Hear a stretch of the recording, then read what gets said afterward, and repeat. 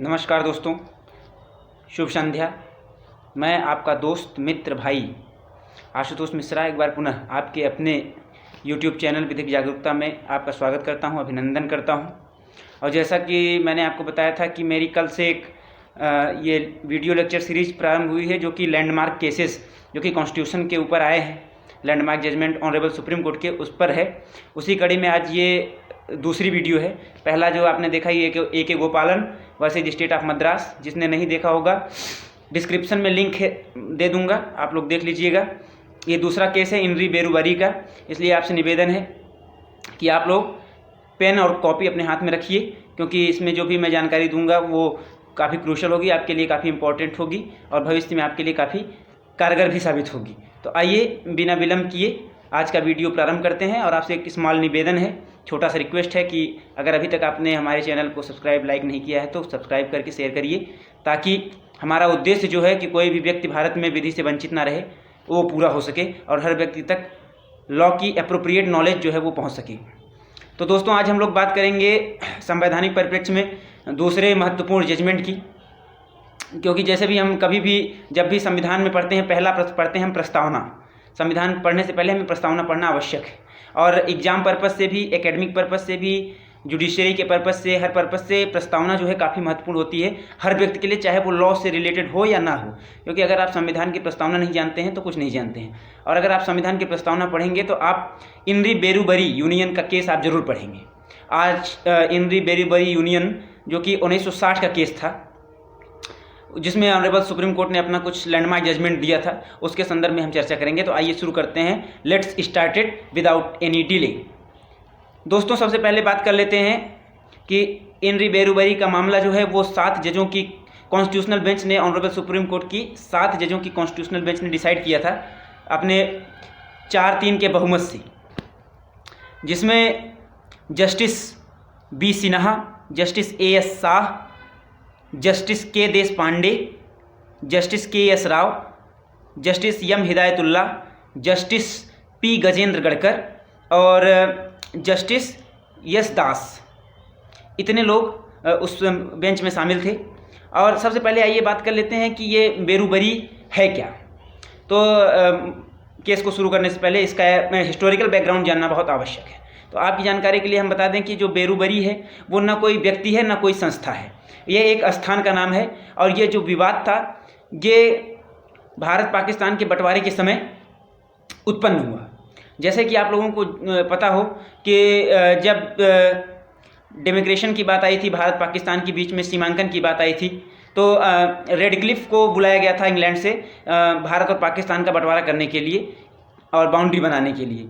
तो रेडक्लिफ ने जो है चारों तरफ, चाहे वो जम्मू कश्मीर का क्षेत्र हो, गुजरात का क्षेत्र हो, राजस्थान का क्षेत्र हो या पश्चिम बंगाल का क्षेत्र हो, हर तरफ अपने हिसाब से मनमानी तरीके से बंटवारा कर दिया था। जैसा कि आप लोगों को पता है कि वो बिल्कुल नया था भारतीय क्षेत्र में और उसे बिल्कुल भी नॉलेज नहीं थी कि कहाँ क्या पड़ता है। इसी हिसाब से ये पश्चिम बंगाल में, जैसा कि आप लोगों को पता हो कि अभी भी जलपाईगुड़ी एक ज़िले का नाम है वेस्ट बंगाल में, और उस जलपाईगुड़ी के अंतर्गत एक थाना होता था, उस थाने का नाम था बेरुबरी, स्थान का नाम था बेरुबरी। और जब उसको कहा गया बांटने के लिए, तो उसके लिए कहा गया, तो he distributed thanas between India and Pakistan and the boundaries of such thanas would going to be the ultimate boundary between India and Pakistan. तो क्या हुआ कि जो उसने बाउंड्री बनाई उसमें क्या हुआ कि ओवरसीट करने लगी, और जिससे कि ये विवाद उत्पन्न होने लगे कि कौन किसका है कौन किसका नहीं है। और जो इस विवाद का मेन कारण था उसका जो, देखिए इसका जो चौथा पॉइंट है वो ये है कि there was this thana Berubari in Jalpaiguri district of west Bengal, Radcliffe awarded it to India but unfortunately it was not mentioned in the written text of the award. जो मतलब समझौते का जो पत्र था, वो जो अवार्ड किया जा रहा था कौन किसको, उसमें ये लिखा ही नहीं गया कि बेरुबरी किसको दिया जाए। और इसी वजह से ये विवाद उत्पन्न हुआ, ये बेरुबरी का मामला उत्पन्न हुआ, बाद में सुप्रीम कोर्ट तक आया। और जैसे मैं बता रहा था कि this gave opportunity to Pakistan to claim Berubari, citing a reason that Berubari falls in the map of Pakistan. ये बात हुई और इस बात के होने के बाद मामला सुप्रीम कोर्ट में पहुंचा कि क्या होना है क्या नहीं होना है, उस बात को भी देखना था। तो एक क्या हुआ कि 1958 में नेहरू और नून समझौता हुआ था। नेहरू भारत के उसमें प्रधानमंत्री थे और जो नून थे वो उसमें पाकिस्तान के जो है प्रधानमंत्री थे।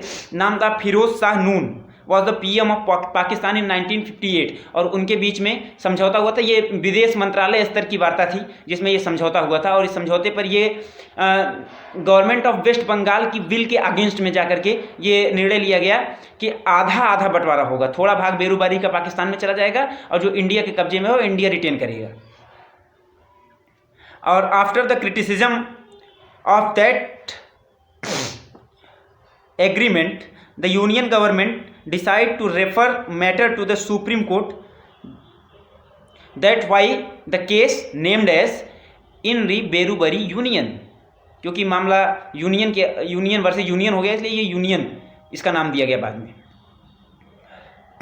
इस मामले में सुप्रीम कोर्ट ने जो अपना जजमेंट दिया, सुप्रीम कोर्ट ने जो हेल्ड किया है उसमें उन्होंने कहा है कि supreme court said that article 3C gives parliament a power to diminish state territory but does not give power to cede, मतलब कि किसी भी स्टेट के क्षेत्र को बढ़ाने के लिए, उसमें विस्तार करने के लिए, उसका खंड करने के लिए 3C आर्टिकल 3C जो है भारतीय संविधान का वो पावर देता है सेंट्रल गवर्नमेंट को।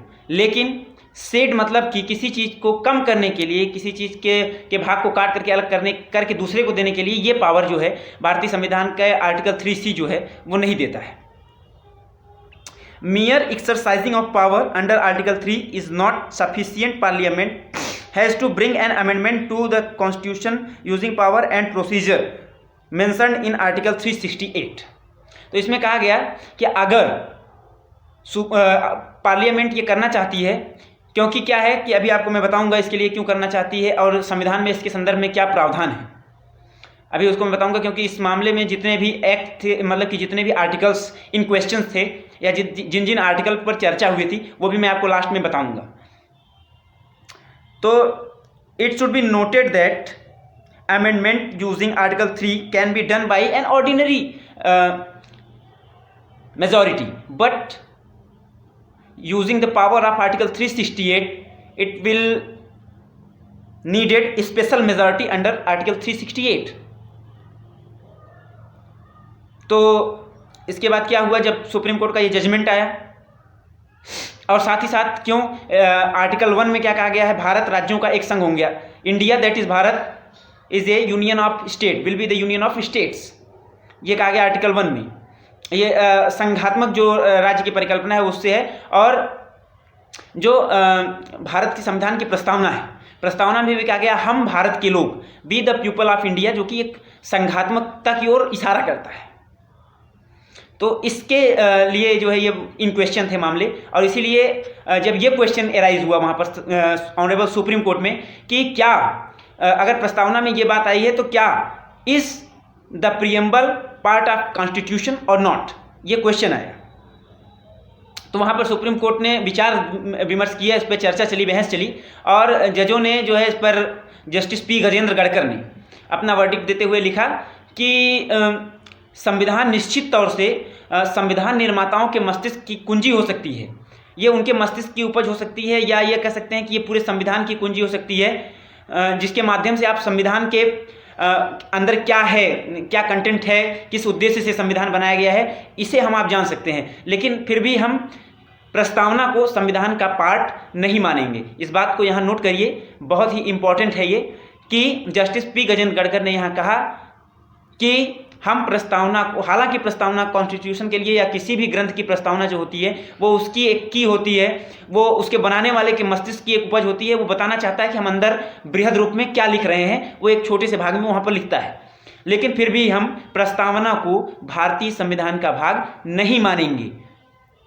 Is that clear? हम नहीं मानेंगे। इस इन री बेरूबरी केस में कहा गया है, ये बहुत इंपॉर्टेंट है, ये पूछा जाता है कि किस वाद में, किस केस में सुप्रीम कोर्ट ने ये माना था कि प्रस्तावना भारतीय संविधान का भाग नहीं है, यद्यप it is the key of constitution makers और कॉन्स्टिट्यूशन।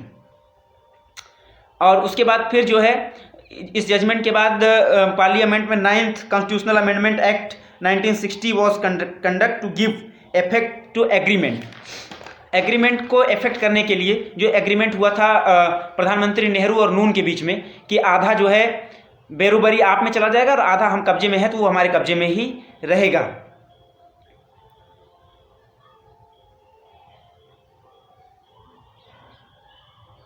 इसमें एक और क्वेश्चन जो है एराइज हुआ, वो ये एराइज हुआ कि क्या आर्टिकल 368 के अंतर्गत जो पावर और प्रोसीजर दिया गया है उसके अंतर्गत क्या अल्टीमेट पावर है कि कुछ भी चेंज कर सकते हैं संविधान के अंदर। तो वहां पर कहा गया कि यस, जो 368 के अंतर्गत पावर एंड प्रोसीजर दिया गया है कॉन्स्टिट्यूशन को अमेंड करने का, जो उसमें 3 प्रावधान दिए गए हैं, साधारण बहुमत, स्पेशल बहुमत और स्पेशल प्लस आधे राज्यों का अनुसमर्थन। इसमें जो प्रावधान दिए गए हैं उसमें जिसके लिए जो प्रावधान दिया गया उसके आधार पर आप संविधान में कुछ भी परिवर्तन कर सकते हैं, ऐसा सुप्रीम कोर्ट में माना 7 जजों की कॉन्स्टिट्यूशनल बेंच ने। अब आइए इस पर चर्चा करते हैं कि तो इसमें आप इस बात को बहुत ध्यान से समझिएगा कि इसमें 2 ही जजमेंट आए थे, मतलब कि 3 प्रश्न पर चर्चा हुई थी। तीनों प्रश्न आप एकदम ध्यान से समझ लीजिए। पहला प्रश्न यही था कि जो उन्होंने जो चैलेंज किया गया था वो ये कि जो आर्टिकल 3C के अंतर्गत उन्होंने वहाँ पर बंटवारा कर दिया था, क्या वो हो सकता है? तो वहाँ पर उन्होंने कहा नहीं, आर्टिकल 3C के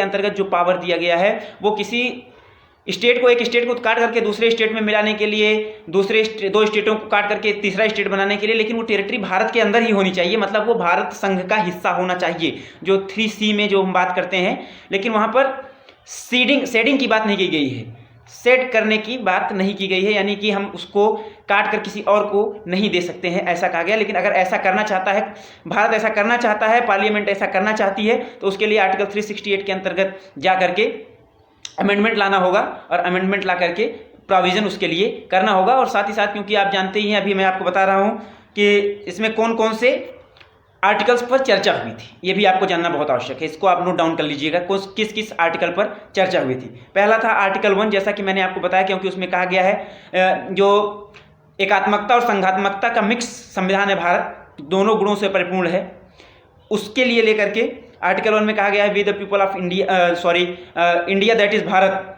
is the union of states, ये कहा गया है। और उसके बाद फिर आर्टिकल 2 पर चर्चा हुई थी, आर्टिकल 3 पर चर्चा हुई, जैसा मैंने आपको बताया था, आर्टिकल 4 पर चर्चा हुई थी। मतलब आपको पता ही है कि ये जितने भी हैं, मतलब कि भारत में नए राज्यों का प्रवेश, नए राज्यों का निर्माण, राज्यों के सीमा विस्तार, ये सारी चीज़ें जितनी भी थी सब पर विस्तार से चर्चा हुई और सुप्रीम कोर्ट ने अपना मत कहा कि लेकिन यहाँ पर मतलब आर्टिकल 1 से लेकर के आर्टिकल 5 तक जो भी आर्टिकल्स में पावर है वो पावर केवल इंडिया के टेरिटरी में ही एक छोटा राज्य बड़ा राज्य बनाने के लिए, एक दूसरे राज्य की सीमांकन करने के लिए दिया गया है। लेकिन ऐसा कोई पावर इसके अंतर्गत नहीं दिया गया है कि आप इसमें से काट करके किसी दूसरे को दीजिए जो यूनियन ऑफ इंडिया का भाग नहीं है। इस बात को क्लियर समझिएगा कि जो यूनियन ऑफ इंडिया का भाग नहीं है, आर्टिकल 1 से लेकर के आर्टिकल 5 तक उनको देने के लिए कोई प्रावधान नहीं है। सारा चीज़ इसके अंदर ही होगा, उसकी सीमा के अंदर ही होगा, तभी इसमें मान्य होगा। अगर आप उसके बाद उन्होंने कहा कि अगर आप कुछ करना चाहते हैं तो आपके पास अल्टीमेट पावर है पार्लियामेंट के पास 368 में कि आप जाइए वहाँ से संशोधन लाइए और संशोधन करके जैसा चाहिए प्रावधान कर लीजिए और उसके बाद अपने हिसाब से करिए। उसके बाद फिर जो आया था वो आया था आर्टिकल 243। आर्टिकल 243 भी इन क्वेश्चन था। आर्टिकल 243 में जैसा कि आप लोगों ने पढ़ा होगा, आर्टिकल 243 में क्या है, जो यूनिटरी है, यूनियन है, आप उसको देखेंगे तो उसी के संदर्भ में उसमें व्याख्या की गई है कि किस प्रकार से भारत जो है वो संघात्मक परिक्षेत्र में और एकात्मकता का किस प्रकार से वो समेकन है, और उसमें ये दिया गया है। और साथ ही साथ 248 की बात हुई। 248 में कहा गया residuary power of legislation, parliament has exclusive power to make any law with respect to any matter not enumerated in the concurrent list और स्टेट लिस्ट। उन्होंने कहा कि यूनियन ऑफ इंडिया यानी कि भारत पार्लियामेंट के पास अल्टीमेट पावर, एक्सक्लूसिव पावर है किसी भी विषय पर विधि बनाने के लिए जो कि कंकरेंट लिस्ट या स्टेट लिस्ट द्वारा प्रोहिबिट नहीं की गई है कि इस पर नहीं विधि बना सकते हैं ये। और आर्टिकल 253 के अंतर्गत चर्चा हुई। आर्टिकल 253 में आप जानते हैं जैसा कि क्या है, legislation for giving effect to international agreements, जिसके अंतर्गत वो 9th अमेंडमेंट जो लाया गया था इसको करने के लिए कि अगर कोई इंटरनेशनल एग्रीमेंट हुआ है और उस एग्रीमेंट के पालन के लिए कोई ऐसा चीज़ करना है तो वो ये करता है कि पार्लियामेंट के पास ये अल्टीमेट पावर है कि वो कर सकती है इंटरनेशनल एग्रीमेंट को इफेक्ट में लाने के लिए। जो उसकी कॉन्स्टिट्यूशन है उसको जो है और जो प्रावधान है उसको दरकिनार करते हुए वो इंटरनेशनल जो एग्रीमेंट है उसको इफेक्ट में ला सकती है। तो ये था दोस्तों इनरी बेरुबरी का मामला। हमें आशा है कि आपको इससे लाभ मिलेगा और जो भी वीडियोस पीछे की हैं प्रस्तावना से संबंधित जो है, और जो मैंने AK गोपालन वाली वीडियो बनाई थी उसको मैं डिस्क्रिप्शन में दे दूंगा, वहाँ से आप लोग अगर नहीं देखे हो तो देख लीजिएगा। तब तक मिलते हैं नेक्स्ट वीडियो में, तब तक के लिए नमस्कार।